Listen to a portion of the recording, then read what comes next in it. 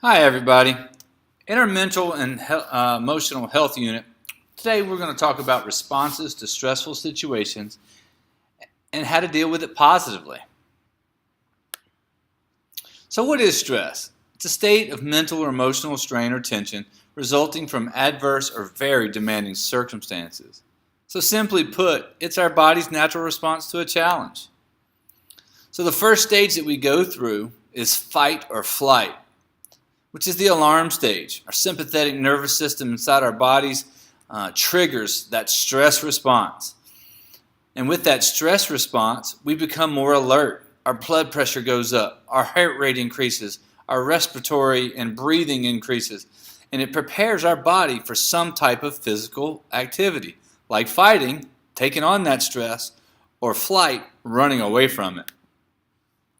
So the first stage is that resistance stage. Kind of acts as an equalizer, keeps our body function stable and ready to go. The problem is, if we don't get any relief from that first stage of stress, it really takes a toll on our energy, and that's when we get irritable and we lose our patience. In the last stage, we get exhausted, energy is depleted, our body would return to normal levels if we remove the stress, but if not, we could actually see some physical symptoms like skin disorders, our upset stomach, menstrual irregularities, and even cardiovascular disorders like heart disease, like heart attacks and strokes. So is all stress bad? Well, this guy running from these big defensive linemen? No. Having a great time on a roller coaster? That's exciting. That's stressful too. Graduating, our next step, going to college. Well, how about getting married? Spending the rest of your life with one person. So the healthy amounts of stress is not bad. It actually motivates us to do really, really well. But then too much can lead to mental illness or anxiety or depression. So stress-related diseases and conditions. We talked about those stomach disorders. We get heartburn, the skin disorders. We see rashes. It can even cause cancer when our body doesn't work the way it's supposed to, which leads to a heart disease, stroke. It can lead to mental disorders like depression and even anxiety. So let's look back at what stress used to be. So way back at the very beginning of man, they had stress as well. They had stress to get food, to get water, shelter, to successfully hunt and gather. So basically, the stress in their lives helped them survive. So what do we have now that are stressors?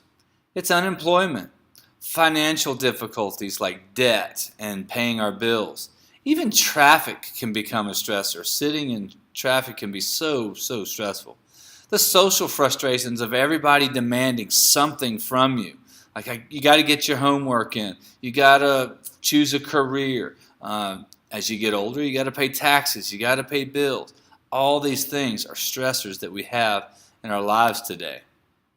And if we don't manage it right, we eat too much, or maybe we exercise. Some people even result to hurting themselves. Some pray. Some take medications or lead to smoking. Some talk to their friends, and some they watch TV, they read, they listen to music. So as you can see, there's a lot of things of how people deal with stress today, good and bad. So you look at this volcano, and so the first thing is it's resting on the inside. And okay, sometimes it vents, so the air starts to come out, nobody gets hurt. But then if we let it go too long, it explodes. And when it explodes, someone always gets hurt and it wrecks things. So the key here is how to deal with it positively. So positive ways to deal with stress so we don't explode is we talk to other people. We pray, we meditate, we exercise. Exercise is a great way to relieve stress. So as we move forward, as we talk about stress, I want you to really think about how you deal with stress in your everyday life.